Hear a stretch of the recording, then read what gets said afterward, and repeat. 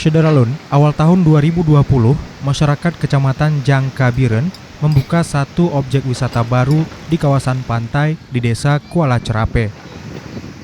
Lokasi tersebut berjarak sekitar 7 km lebih arah timur ke Dejangka dan berjarak sekitar 6 km dari ruas jalan sebelah utara Jembatan Tingkemanyang, Kutablang Biren.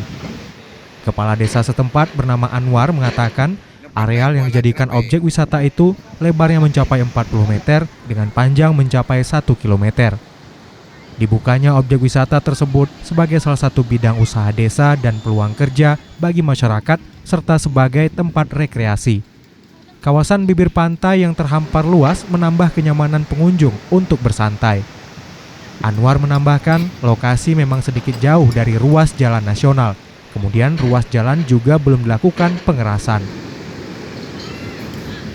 Dari Biren, Yusmandin Idris, Serambi On TV.